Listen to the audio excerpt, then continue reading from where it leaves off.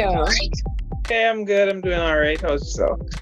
I am doing good. Thank you for joining us or me here at 10 Talks. I'm excited to have Well, it's a pleasure to be here. you. Okay. So tell me a little bit about yourself. Who is Rondel and your passion for music? Okay, so Rondell is I want to say average 25-year-old, just trying to navigate through life, trying to be successful, trying to find the balance between family and pursuing goals and that kind of thing. Also, I'm doing something different on the verge of getting married. I'm getting married soon. Congrats. Um, Thank you. Yeah, so I'm just really trying to balance a lot of things to get the best out of it. In terms of music, I've always been passionate about music for a long, long time. Mhm. My father was a musician, and before he died, he always encouraged me to take it seriously and to do it for the right reasons, because he was more so into the dance hall and that kind of thing. In Guyana, there's something popular. Honestly, I don't know why Guyanese love it so much, but they love it. It's one man band music. That one man band music, I do not understand why we love it so much, but we love it. And he was one of the best one man band artists. Like he would come to they had the shows, and he would go and just take it over completely. So like he was well renowned. I mean, even had his wake, they had like 21 man bands pull up, and each one of them just went one after the other. He was well respected in his craft in terms of being a one man band artist. I never liked the one man band music at all. um so like I always told myself that I was not gonna do that. And he encouraged me, stay away from this kind of wild living, like focus on the Lord, go to church, listen to your mother, you know, these kind of things. He would really encourage me in the right direction. So, apart from my passion to like my love for music, it was encouragement from him, and also like just meeting the Lord, like having encounters with the Lord at an early age, like really kind of gave me tunnel vision. So like I only saw like this is what we're doing. We're doing music for the glory of the King and nothing else. I love that. That is awesome. When you do stuff for the kingdom, I'm sorry that you lost your dad, but I'm glad that you listened to him on following the footsteps of Christ because you can never go wrong when you follow the footsteps of Christ. That's so true. That's so true. And congratulations on getting married. So that's double, down. Congratulations on everything that's going on. So I need to paint this picture. Guyana is in South America, Okay. the only English-speaking country in South America. Because of our location, Yeah. we are considered Caribbean, and because of that, we are our music is soca and dancehall and reggae, Yeah. and that's what we listen to. That's what we like. You have fallen in love with rap, which is completely Yeah. outside what we like to, it's not catching on. The thing I loved about, because you did a song called Payday, and I loved, because I remember when I messaged you, you weren't sure if I was complimenting you. Yeah. Yeah. I was saying it was a compliment.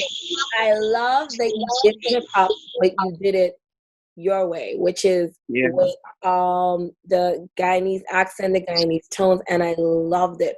Why did you decide, okay, so I'm gonna stick to who I am, even though I'm evolving and bringing something different to a Caribbean culture? Yeah. Well, for me, I was always adamant in like being myself. In terms of who I am personally, like everyone knows that I will be myself regardless of who is there. Right. I really don't like look at, you know, faces and that kind of thing. I would just be myself. Like if you think that I'm lame, then that's up to you. If you think that I'm cool, then that's up to you. The ball is in your court to decide how you perceive me, but I will not try to impress people. I would just be myself. So I figured that I mean, a long time I was pondering with the fact that why doesn't Guyana have like a sound like in terms of music? And so like I sat and kind of like studied all of the music that was coming out of Guyana. For a period of time it was like really bad music. Like it just wasn't. No comments. So I listened and I studied it and I realized that it's not so much the music itself. It's like how we decide to phrase our words and how we put it onto like the track or the rhythm or something. Like we don't stress the right syllables to give it a flow, and because it doesn't have a flow, it kind of irritates people's ears, after they listen to it over and over again. Like dancehall music has a flow to it because the Jamaican accent, it rests on the track like in a particular way, and it kind of like gets your attention because it just fits neatly. So I figured that, hey, if I could find a way to fit my accent into a track and keep the flow going, then it'll catch on. It'll catch on. And I was thinking about it for a while, and then I saw like other people started to do it. Like some people from the secular fraternity started to do it and like do it well. And I say, you know what? This is something that could work. So like I really played around with it a lot. I thought about the different flows, what words to say, what words not to say, how to, put the tone and that kind of thing. Like I wanted it to sound like really Guyanese, but not lose the craftsmanship in the music, like make it sound catchy. So, it like I really studied it like to find a way to do it well. And like this song Payday, it was real. Like that's like how I'm sitting here. I was waiting for money to go inside the bank. And so the guys were walking around in the office, and I'm like, hey, that I had a guy named Rupert. He was working alongside me. I'm like, Rupert, 2 more hours till money go inside the bank, bye. Rupert say, yeah, bye. And so like it clicked that, hey, this could be a song. And so like I started to pen it, to write the lyrics out. And like I kept time on my desk just to try to like get the flow right and everything.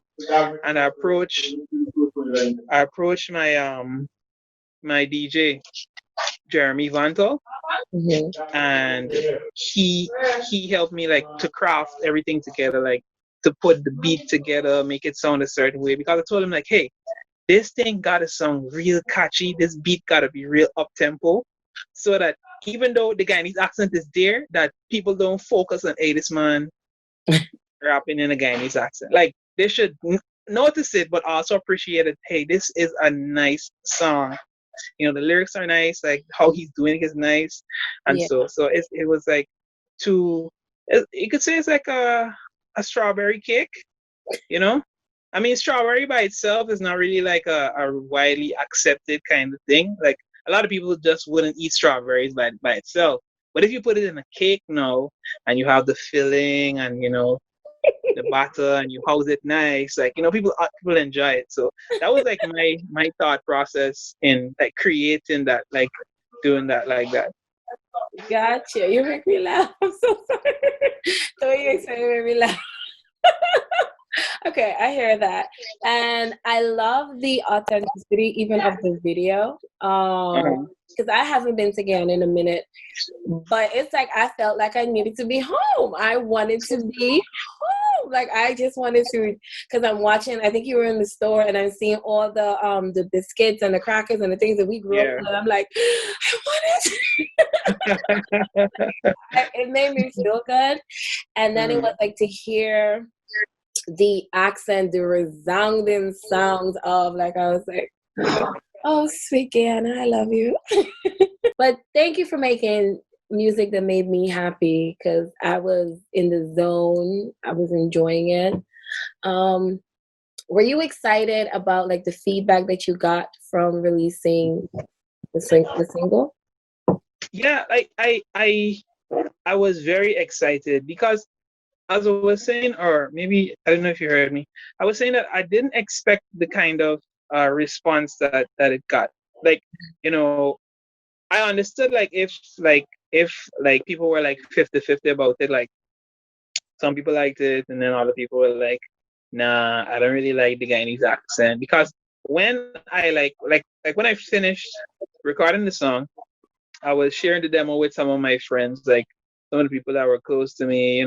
They've been around for a while. They've watched me move from point A to B to C, and so I was sharing it with them. And like a little more than half of them said, like, man, I don't really like this. Something about the Guyanese accent, like they didn't really like how it was done, and like I kind of felt away. We say Guyanese, in Guyana, we feel away. But I decided that I was gonna release it anyway. So I dropped it last year, February.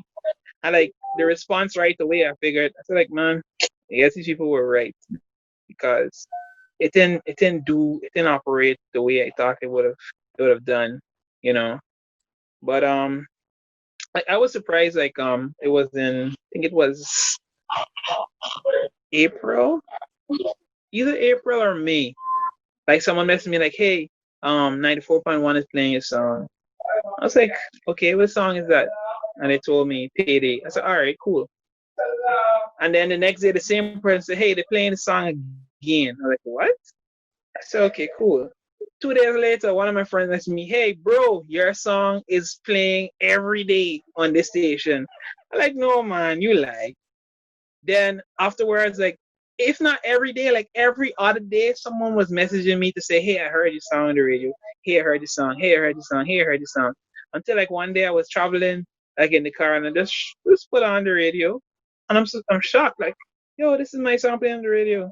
And then like it just kept coming and coming and coming, and then like the DJ started to reach out to me, and so like I spoke with them, send them the song. It was playing again, and like over time it became like between May, June, and like early July, it was like a song that was playing every single day on the radio. And that's And yeah, and I was like, whoa, because I didn't, as I said, I didn't expect the kind of response. And but like the real thing was when I decided to do the video for it, because I was saying, man, if this is getting so much response, then I might as well do a video, do a music video, why and not? like, yeah, like why not? Like why not? If it's working, then let's use it. Let's use it. So I did the video, and let me tell you the true story here. So here's what happened. I did the video, and like I had this plan. Yeah, I had this plan. So the plan was get the video, uh, put the song out on streaming services, wait until like it was ready, and then drop the video with the song at the same time, and like capitalize on the buzz or anything that would happen. So I finished it. I finished doing the song, and I started to send it to the people that were involved in the video, just for them to have like a sneak peek, or like for them to be excited, so that when it dropped, like they were going to be the first of the people to release it. So one of the DJs from 94.1 was in the video with me, and so I sent him the video, like a low quality. I sent him and I said, hey, check this out, but don't post it, right? So he looked at it, he liked it, he put it in a group with a bunch of other DJs from 94.1 and radio personalities as well, right? And before he could say to them, don't post it, Gordon Mosley put it on his page. And I mean, okay, so in Guyana, I don't know how many people are like understand the kind of clout that Gordon Mosley has. Like if he puts something, yeah. So like within 10 minutes, like it went from 0 to like 3,000 views. And like after that, it was like, okay, we can't turn back here. We can't turn back here at all. So like it just started to blow up like right there. And so all I did was just try to keep up, post it on YouTube. Try to connect, like direct people from Facebook to YouTube, to get the higher quality, the better quality video. Right. And you know, that's when the that's when like the feedback started coming in. Like people were like, "Yo, I love the Guyanese accent. Like, it's amazing how you could be able to rap but still keep the Guyanese accent and still make it sound good." And so I was like, "Yo, this is something that you should really work with." No, I love But, yeah, because I was saying for years I was wondering why is it that we couldn't like do music in our particular accent without people thinking it's lame or it's corny or anything. I think it's in our head though, because I say that to say I remember when I first started out in media, I went to the Stellars Award and you had everybody, there. And I wanted to ask a question so bad. I think it was directed to Kirk Franklin. I wanted to ask it so bad, but I was like, I don't want to stand up because of my accent. He's going to think I'm weird. I don't want to ask it. And then, it's like, Tamika, push forward. And I did. And I stood up. And do you know after that, like everybody's like, can you ask my question? I love your accent. And I was like, what? Yeah, really?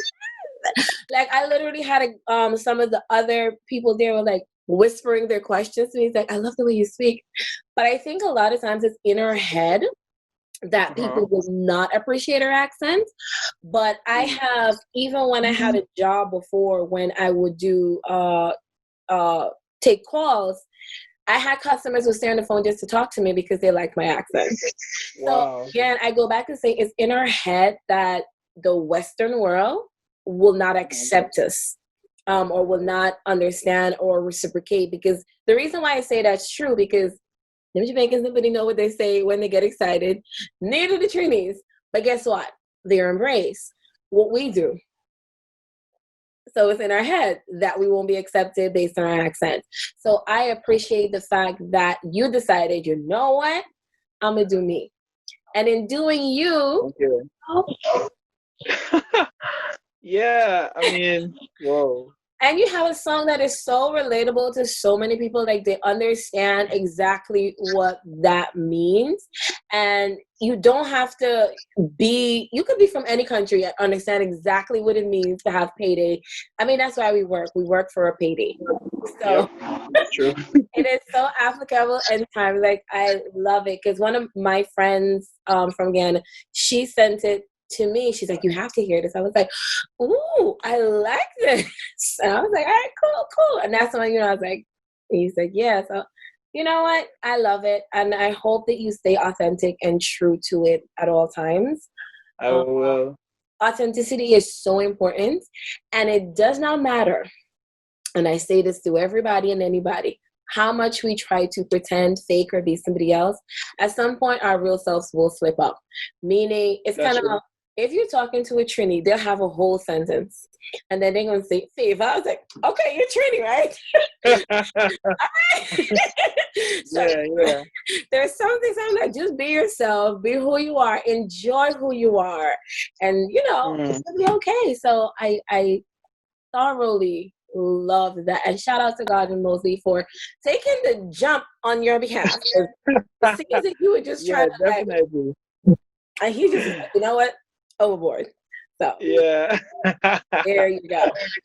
I believe that God worked out in that kind of way, because I mean, I like how everything happened. Like I didn't orchestrate anything. I didn't push anything. I didn't encourage anyone to do this or do that. It just kind of happened naturally. The song caught on because I've been doing music for almost 8 years, and that's the first song that got that kind of attention, And for years I was trying and pushing and doing this and doing that, and while I was making progress, this song was a big jump, a big leap, you know, for years driving you with a Lamborghini or something, and it was like that kind of jump to me. To other people it might just be like a small kind of thing, but it was major to me to see well that at the point where I wasn't um trying to do something to you know bust as Korean people would say. Like I wasn't trying to bust. I was just doing the music, being myself, and like God like really just took over and like really did things because I didn't really had no myself as the artist responsible for the song because people were asking for a while who did the song, who did the song, who did the song. So like all I did was like, hey, I did the song and that was it. Like it just kept moving from there, and just like like I can't stop saying enough that it was really God doing something because I mean at the start of 2020 I I said to myself that hey, this is the year that I'm gonna work extremely hard and I pull up all the stops and like really do something, like really make something of myself, and if nothing doesn't happen this year, then I'm gonna ease off from music because I'm doing this for a very long time. And like I was at the point where I was gonna like just do everything and then see what happens from there. And like God was like, hey, you cool out. You cool out. Just let me do this thing. You just calm down, right? You take your time, take some time to learn about me some more, spend some more time in prayer, spend some more time in the word, and you just watch me, just watch me work. And so like, I just decided to be obedient to that and just to see like what he did, with just one song. And like it has me excited to see what else he's gonna do, as long as I stay the course, stay obedient, stay seeking him to just see how he's going to, because the Bible says your gift shall make room for you, bring you before great men. So, it's just trusting him and trusting his word that his word is going to come fast. Because again, his word does not return unto him void, but it accomplishes what it sets out to do. So it's just like for me at this point in time, to be grateful for what has happened, but also to understand that this is not me, but this is God working, and that there's an underlying message in the song that I didn't thought that people would have gotten, but people got it. Like people understood that above everything, though we're working hard and we're trying to get this money, we just still need to trust in God because opportunities might present themselves that to the regular person it's an opportunity that we should grab, but we know that because of who we serve, that this is something that we don't have to do it this way. God is gonna provide. So yeah. And you reaped the rewards of consistency because a lot of times we don't see we see this when the spotlight is on somebody, but we don't see how consistency brought them there, how staying the course brought them there. Like we just want to pick from the tree when it's already bearing, but nobody wants to go through the process of planting and watering and waiting for the growth to happen. And I see that all the time. We just want to experience that part of it. So I love that you're showing us and that others can learn from you the importance of being consistent. And if you know that this is your gift that God gave to you, he will honor his word above everything else. Yep. Okay. So true. I love that. Great. Okay. So I'm enjoying this conversation. So what I'm going to do now is I have this game that I like to play. So I'm thinking of which game we're going to play. But I'm thinking of, I have this game called 5-8. So it is, I ask you 8 questions and you have 5 seconds to answer each. Okay, cool. Okay, are you ready? Yeah, I'm ready. Okay, so you're going to shake yourself out to get ready so we can play this game, right? Yeah. You're bob and weave. Okay. All right, I'm ready. Who's your favorite artist? My favorite artist, Lecrae. Okay, that makes sense. All right. Favorite fruit? Favorite fruit, watermelon. Best Guyanese phrase? Best Guyanese phrase? Yeah. Wam Lebana. Least favorite artist. Yikes. Least favorite artist. Future. Uh, I'm glad you went extremely secular, so nobody can copy you. Dream collaboration. Dream collaboration. Myself, Bizzle, and Lecrae. That's an excellent. What? Okay. Keep speaking things. It will manifest itself. Don't worry. Okay. Favorite thing to do when not making music or working? Basketball. Ooh, are you good? I think I'm good. Yeah. People say I'm good. The guys in the village say I'm good too. They see me as competition. So yeah. I don't like how you responded to that. I think I'm good. They say I'm good. No, it's like I don't want to toot my own horn, because like if you ask me, I'm gonna regularly like, yo, I am one of the best in the country. Like that's how I might want to respond. But I just gotta take my time because people come for you. Like that's me putting an X on my back, a mark on my back. Fair enough. All right. Outside of hip hop, favorite genre of music? R&B. Favorite scripture? Favorite scripture, Psalms 119:11. Like, what have I hid in my heart that I might not sin against thee? Aw, yay. Great job. You're the first person that when I asked favorite scripture literally gave me everything, like book, verse, chapter, here we go. Like boom, boom, boom. All right. Rock it out. Last question. This is number 9. I know I said 8, but it's always a bonus question. Okay. Dream place to visit. The Maldives. Okay. Why? Yeah. It looks, like a nice getaway, like a place on earth that is not filled with the cares of earth, like, be connected with nature and, the lovely oceans. Just to be there with my significant other would really like be the best thing ever. Oh, that's awesome. Okay. So before you go, are you working on any new projects? What are you working on? When is set to be released? What are your plans? Trying to get all right. So So I got like a ton of music that I'm working on, but like I really need to take my time with it. And then also, as I said earlier, I'm preparing to get married, so like I have to kind of put music on a bit of a back burner just to get certain things in place. And then after that, we're gonna go, forward with music and everything.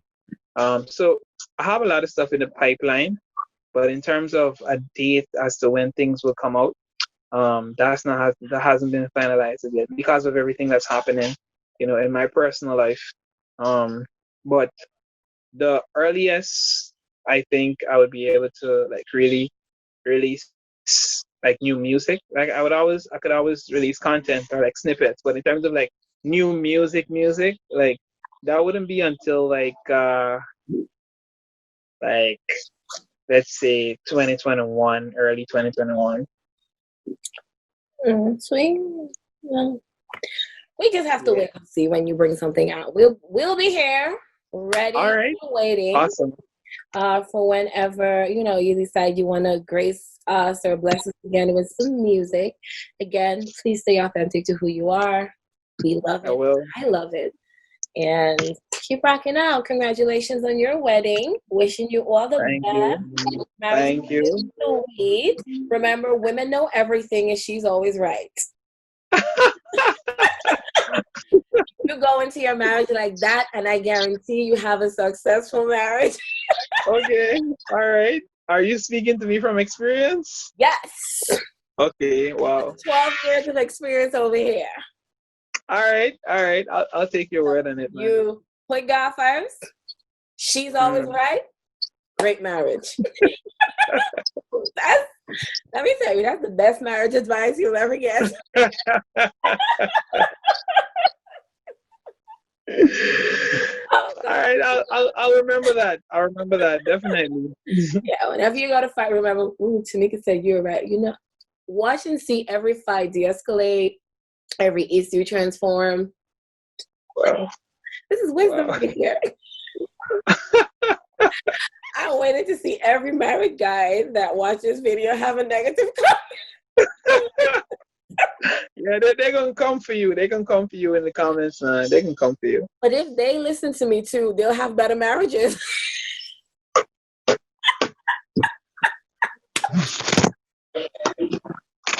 No comments. No comments. But thank you for your time. Again, congratulations. Best of luck in your marriage and everything. Thank I pray you. to continue to bless you and your ministry. Keep making more music. I will. Can't stop, won't stop. That's awesome. Thank you so much. Bye. You're welcome. Thanks for having me. Goodbye. 2 more hours till the money go inside the bank pipe. The sad thing about salary, it is done by the next week. Especially when you got bills and children and you got it. A little thing for the hard times, what us feel like all the time. So now for we got 2 jobs, but stand a chance when you face us. God knows better must come. He tell me to be patient.